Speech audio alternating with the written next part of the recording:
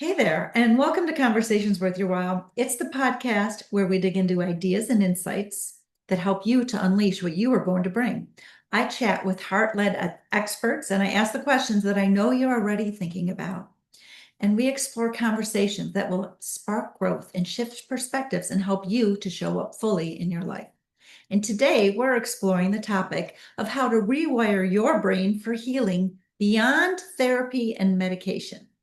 And this conversation is worth your while because it reveals how your brain is already wired to heal and how to work with it, not against it, including a surprising modality that you may not have considered that can accelerate real lasting change beyond traditional approaches. And I'm your host, Linda Bucher. And if your life no longer fits, this space is for you because through this podcast and through my coaching, I guide you to shed what no longer fits, to reconnect to your gifts, and to bring your life into alignment with who you are and what you want. And if that sparks something within you, you can find me at lindabucher.com. Now, once again, today's topic is how to rewire your brain for healing beyond therapy and medication. And today I have the pleasure of being joined by Anthony Palacin. He's a psychedelic facilitator who's making very positive ripples as he helps people connect with the infinite part of themselves through mystical states of consciousness. So, hi, Anthony. Welcome and thanks for being here today. Hi, Linda. Thank you so much for having me. You are welcome. Can you tell us a little bit more about what you actually do, how you're helping people to heal. Yeah, absolutely. So, the psychedelic journey is about much more than the psychedelic consumption or ceremony itself. It involves a whole world of preparation and intention setting and readiness of mind and body before. It involves the actual experience and it involves the whole time for integration of the experience and channeling or making the insights that came from the psychedelic experience into real daily life habits. And so, yeah, helping people through that whole journey from start to finish, whether they have experienced psychedelics before or not. Awesome. Okay, cool. All right. So, before we lose anybody who's like, what now? Let's go back to science. Okay. So, let's start talking about rewiring brains, right? It is, people have heard the terms neuroplasticity. And every time that you think a thought, anytime that you feel an emotion, anytime that you repeat behavior, your brain is actually rewiring itself. So practices like mindfulness, like visualization, like emotional regulation, and repetition of these new behaviors, they have actually literally been shown to reshape brain structure and function. And altered states, and stay with me now. I know there's that movie from the 80s, which is actually very good. Um, but altered states actually lead to increased neuroplasticity. And so things you might not think of or call shamanic journeying, but they actually are. So maybe you've experienced drumming circles. Maybe you've done, rhythm work, breath work, deep meditation. All of those shift the brain into slower wave states, that theta state.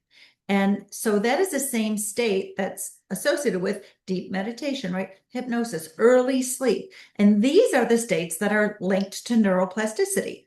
And they're linked there because think about it, when this is happening, the critical analytical mind quiets down and then your brain becomes more receptive to new patterns. So there is science already related to deep meditation, hypnosis, these altered states of consciousness. So, Anthony, let's talk a little bit about that. Yeah, absolutely. So, the brain, anytime you learn something new, you are programming your brain. And the thing is, you can either stay stuck in the patterns that you've learned, either from childhood or that you've inherited from before you were even born, from your parents and from the programming that they passed on to you as you were being raised. And these patterns might not be serving you, but your brain learned that this has actually not resulted in me dying. So I prefer safety of what I already know to what is uncertain. So there's a lot of fears that are protecting us from change, but actually making micro tweaks in habits and realizing, oh, that little change hasn't killed me. In fact, it felt kind of good. Or in fact, it helped me break a little tiny bit more free from this unhealthy pattern.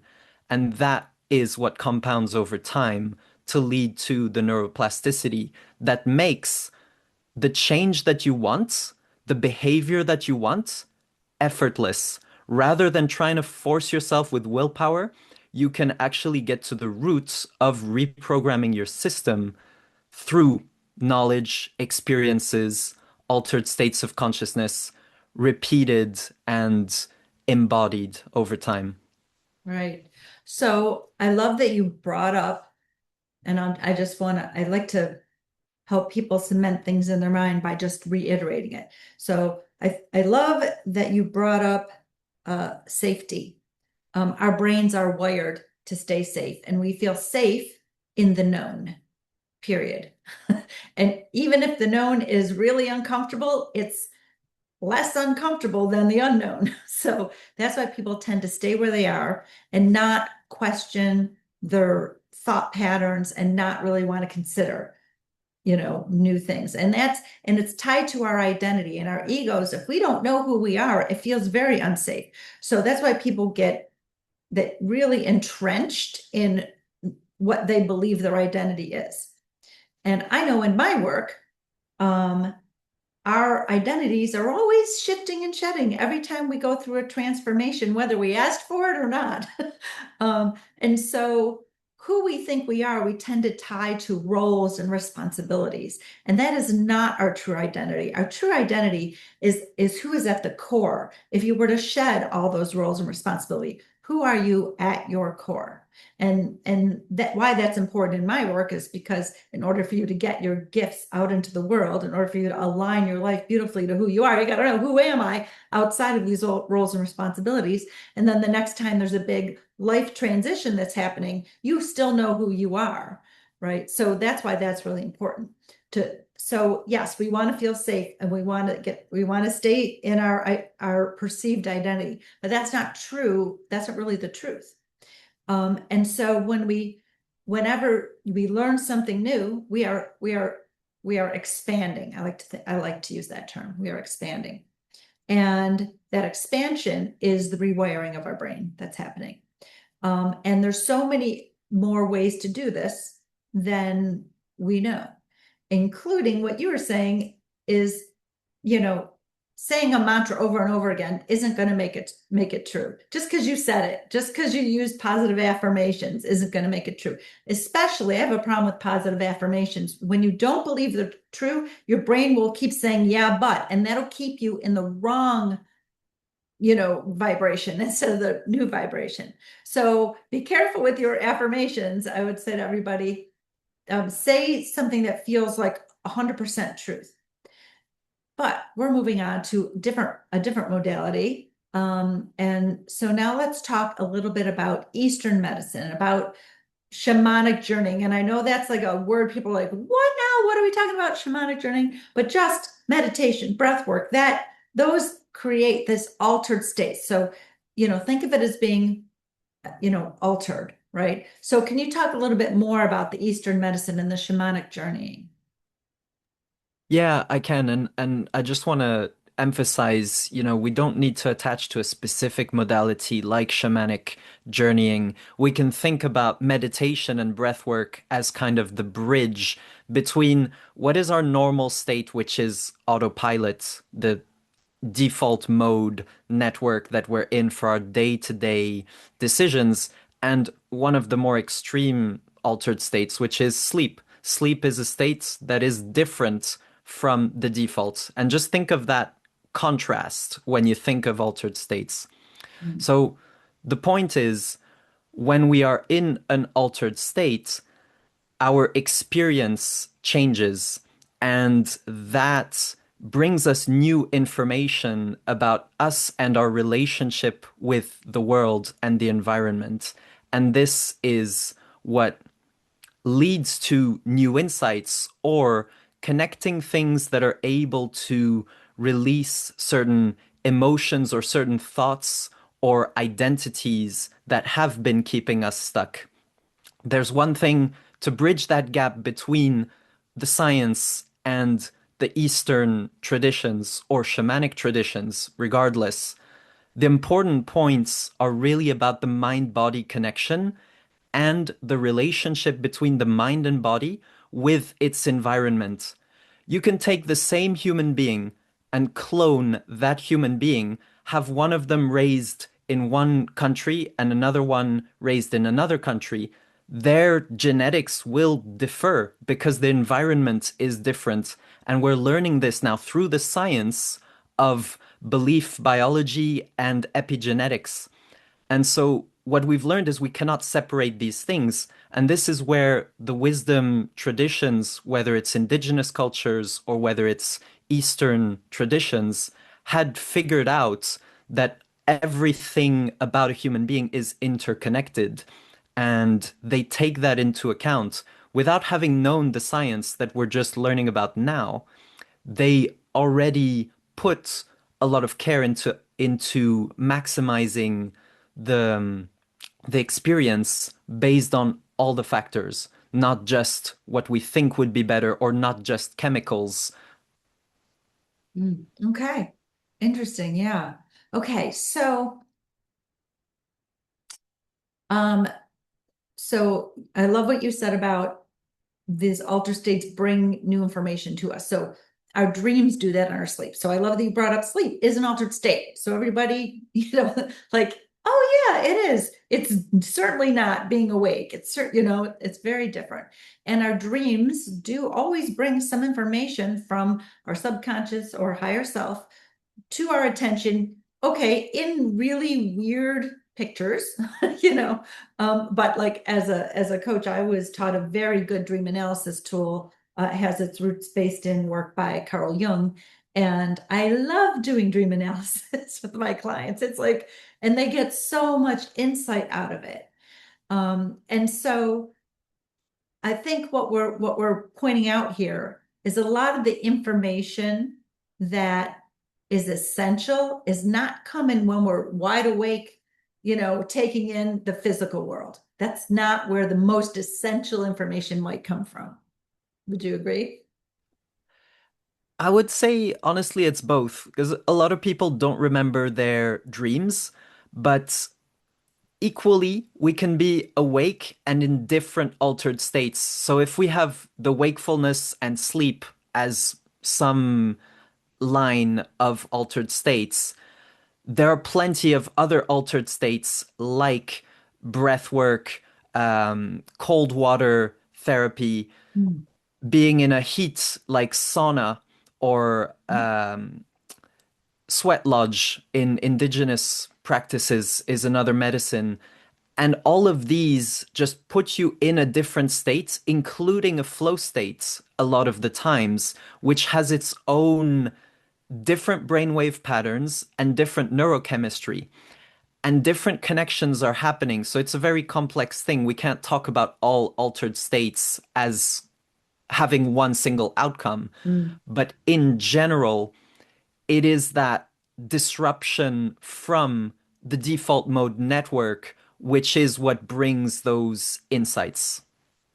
Great. Can you talk a little bit more about flow state? Absolutely.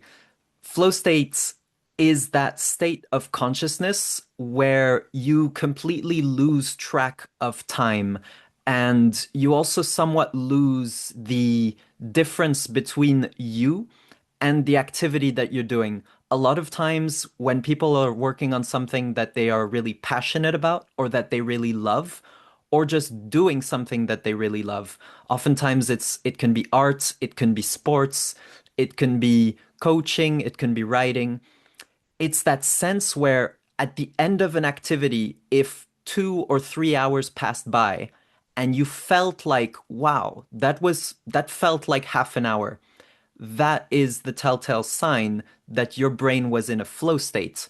And it turns out, thanks to recent relatively advances in science, we have started figuring out how to get into flow states naturally. And this is actually a part of the preparation that I do, having studied this in some depth.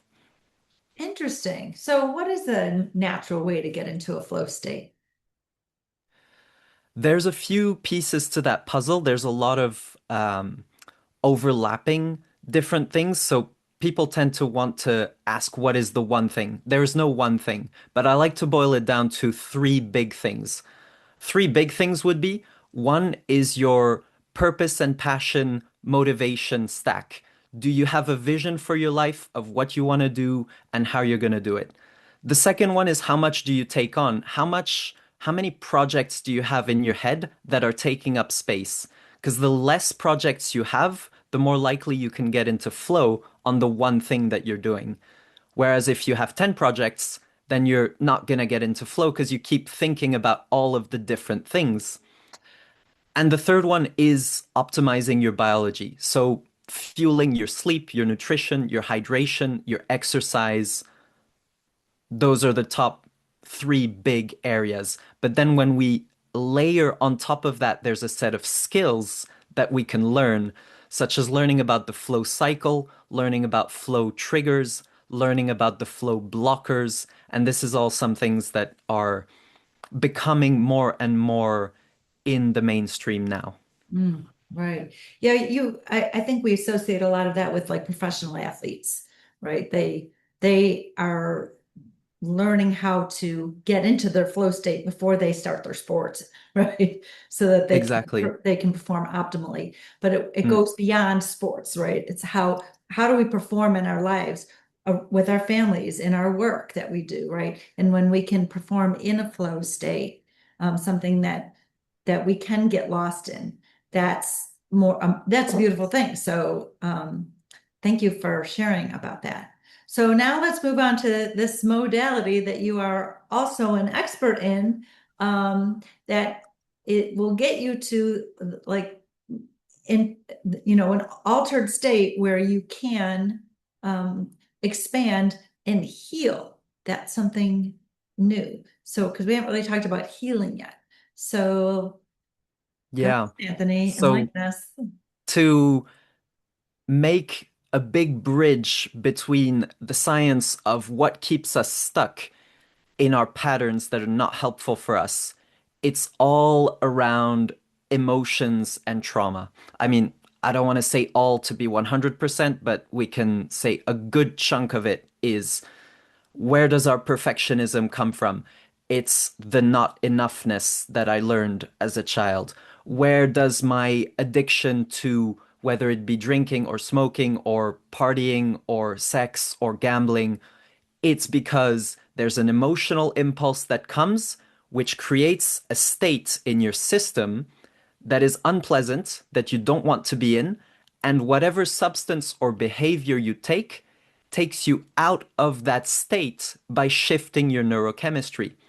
And so, whatever it was from your past that led to your body learning this is something that can be undone as an adult with a fully grown nervous system and a higher self that is the conductor of where is my life experience going to take me.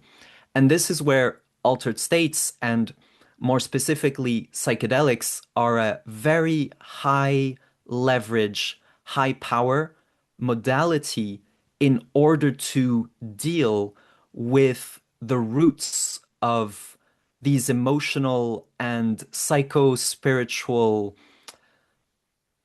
um roots of what emotions had been stuck in the system, the traumas that were never released because more identities and masks and habits have been learned to just consider it a part of ourselves that are fixed. But the truth is, nothing is fixed. You can change who you are. You can program, you can deprogram, you can reprogram. And yeah, psychedelics are a particularly powerful modality because it doesn't take much effort to consume a psychedelic, but there's a lot of effort that is necessary in the prep work and the intention setting in order to make it a really deep success that is aligned with the behavior change that you want. But essentially, psychedelics put us in a state that is slightly more, it's an ineffable state. So there are so many options of where it can lead us to. I know a lot of people ask me, what am I gonna experience? I can't tell you what you're gonna experience because you are gonna experience what your body has brought up in alignment with the intention that you set and the environment that you're in and the level of preparation that you're at right now. But what is for certain is that you get into an altered state where you bypass the conscious mind. You dive straight into the unconscious. You almost time travel.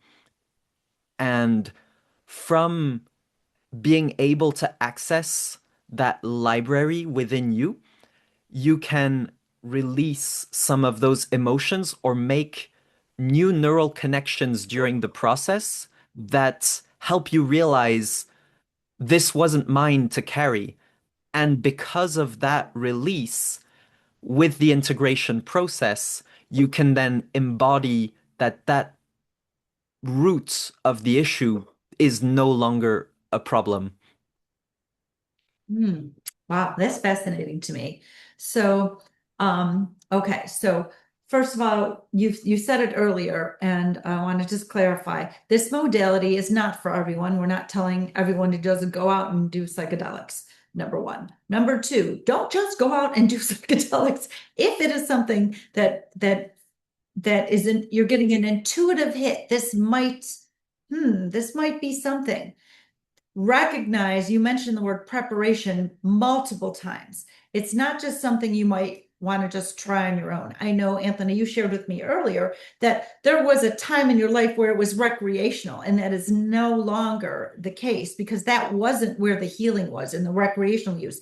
That was what you were saying before, the addictions of just trying to disassociate from the trauma, right? So I'd like if you would just clarify that a little bit more, that we're really talking about medicinal, therapeutic, you know, healing, not Intentional. recreational Yeah. use and intentional use, and that it's not just like, let me just pop this and let's go. Has absolutely not. So I'd like if you just like reiterate that a little bit more. Absolutely. Number one, as you said, psychedelics are not for everyone. There are some risks and contraindications, and the science is slowly uncovering those to more depth, but particularly mental illness, psychosis type of affections, risk factors if they're in the family history, as well as cardiac problems are a big one, and certain interactions with other medications. So it's something that if you're considering it, definitely don't do the journey alone. And I'm not saying this for my own sake. I'm saying it in the sense of work with your doctor, work with your therapist, tell them that this is something I'm considering. Forget about the legal status, not because I'm encouraging illegal things, but because in certain countries they are legalized. Whether it's, that you travel to some place to take it in a legal setting, or whether it is because the laws maybe in 5 or 10 years will change in certain areas, it is becoming more and more researched. Clinical trials are legal as well. Even if the laws have not changed yet, the research is happening. So there are settings and contexts where you can have the experience in a safe setting. And that's the number one thing, safety. Because psychedelics are amplifiers of our states. So if we're going to work on our traumas and we're coming in with a fear or an anxiety already about what is this medicine going to do to me and is it going to mess me up? That is in itself a factor that's going to influence and make it more likely that you'll have a bad experience. Mm. So there's a need for the trust and the letting go and the safety of the whole process that is important. So many topics to talk about, so we can just barely scratch the surface with this conversation, obviously. Right, right. Okay. All right. So taking into account safety, taking into account legality and having that awareness is very important. And the preparation, because like you said, if you go in really worried, that's going to be amplified. That fear is going to be amplified, which is not the intent of the work of this type of work. Okay. All right. Thank you for clarifying that very, very well. Um, if it is something that someone would be considering, what are the main questions that they usually have? A lot of the questions have to do with that screening and that preparation. Some of them also have to do with what the experience is, how does it work, what results people are getting. So there's a lot of application of psychedelics in research settings for things like end of life anxiety, things like depression, particularly treatment resistant depression, addictions. But there's also benefits to, let's say, the betterment of people who are well. They're boosters of creativity. You know, they they're also a consciousness expansion tool in general. And this is where the more mystical side comes along. We know from the science that people who have a spiritual connection or who follow a religion and who have a belief in something greater than themselves is a predictor of positive outcomes and is linked towards better mental wellness outcomes.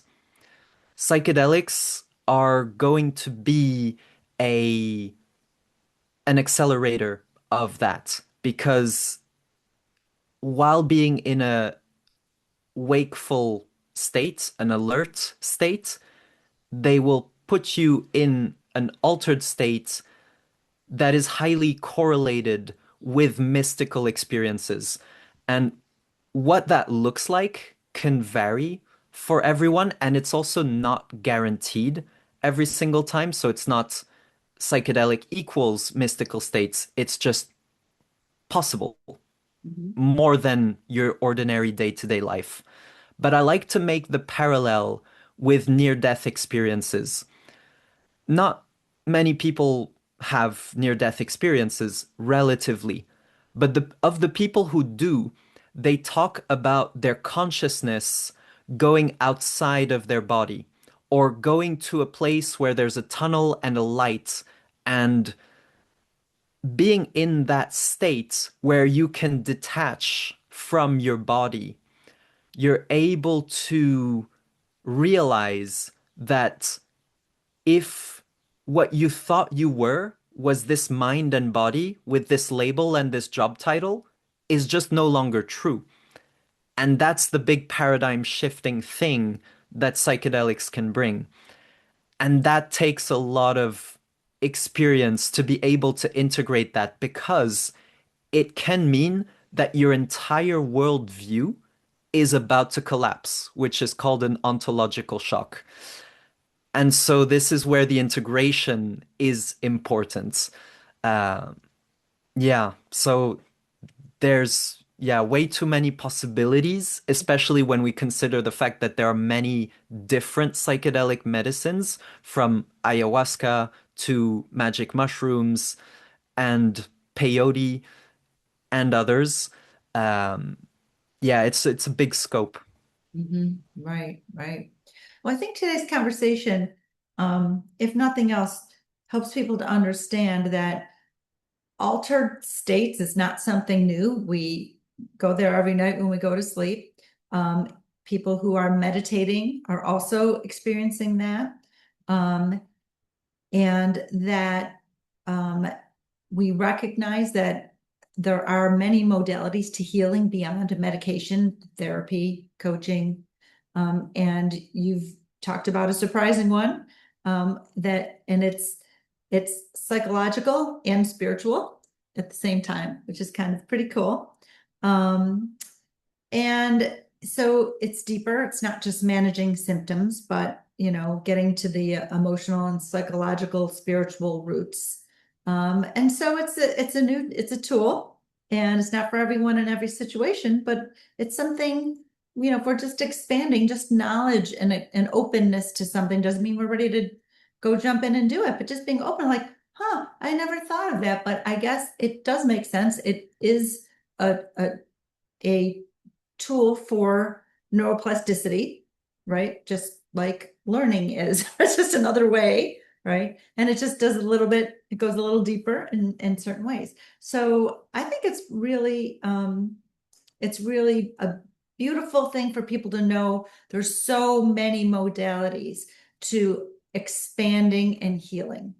And that's probably what I would like to leave our audience with, is just, continue to learn about what they are.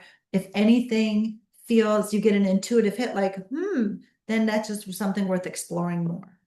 Um, so, Anthony, I know that your work, if people are interested in doing this, is really about breaking free from that stuckedness and connecting with that infinite part of themselves, for healing and expansion.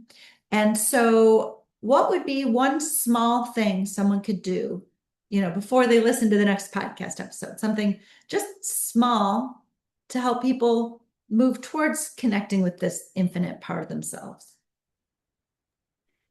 Absolutely. I love sharing this because it's part of flow state hacks. When I have a 5 minutes or less break, in fact, even if I have just 2 minutes, I do this breath work where I take 10 breaths in and out, and you can vary the speed according to your comfort level. If you want to energize, you can go faster. If you want to relax, you can go slower. But 10 breaths in and out, and then hold your breath 10 seconds, and then repeat that pattern for 20 and 30. So after you do the 10 and 10, you do 20 breaths in and out, and then hold for 20.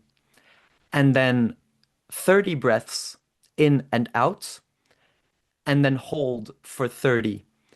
And as a bonus, on top of that, if you want to also do movements, if you want to also close your eyes, and if you also want to maybe at the tail end of that, smell something nice, like a flower or an essential oil or the vanilla essence that you have in your pantry for baking, I use this. The combination of movement and visual change and breath change is going to trigger an altered state within you immediately. And that you can consider to be a microdose of getting into this universe, that you are in control of your state of consciousness and you just need to learn how. Oh, that's fantastic. That's definitely something someone can try. And it's just to experience an altered state of awake consciousness. Just like a meditation might do or whatever, this is a little different. And I'll share that I was doing a class at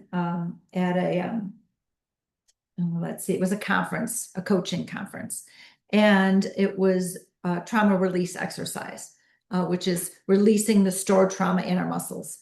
And this TRE class was led by a trained and certified practitioner. And after we did a couple of things to get our, a little bit of muscle work, standing on one leg, contracting our quads and our glutes and our hamstrings, and like doing some things like that. Then we laid on the ground with our knees up in the air and arms out to the side, and we did this crazy breath work, which was all through the mouth, nothing through the nose, and it was 2 breaths in quick and then an exhale quick, and it was super fast, like right. And he's like, we're gonna do this for an hour. I'm like, there's no way I could do this for more than like 3 minutes. But we did it for the hour, and it was such a cool experience because I was awake and I was aware, but I was most definitely in a different state. I'm laying on my back, I'm totally safe. And then the TRE, the trauma release exercises happened all. I was doing nothing, my knees were just moving, and my arms were shaking a little bit. It was real. So I was releasing physical trauma from my muscles, but I was also in this mental altered state in a very safe way. And it was a really cool experience. And so I do not underestimate the power of breath. And I think that's a really cool exercise. So thank you so much for sharing that with us. I appreciate it very much. All right, Anthony, this has been such an enlightening conversation. Thank you so much for being our guest today. Such a pleasure. Thank you for having me. You're welcome. If somebody wanted to learn a little more, pick your brain, whatever, how can you be contacted or what can they do? The best place to start would be on my website, which is my last name, Palacin, Palacin, and the UK extension, so .co.uk. Perfect. Okay, great. Thank you. I'll be sure to put that in the show notes. Okay, awesome. Well, that's our show, everyone. I'm Linda Bucher, guiding people to know their worth, to reconnect to their gifts, and create lives that are fully aligned and deeply impactful. And if you're sensing it's time to bring your life into deeper alignment, you can explore what that looks like at lindabucher.com. You'll find direction and clarity there. And if you want to connect with me, you'll also find a way to just book a free chat with me right on my website on the Contact Us page. And if today's episode sparks something for you and you think maybe someone else would benefit from it, share it with someone who might need it, and then subscribe so you don't miss what's next. And then join me next week for another expansive, uplifting conversation designed to support your growth. So until next time, make sure that you've made this conversation worth your while by fueling the spark that it ignited.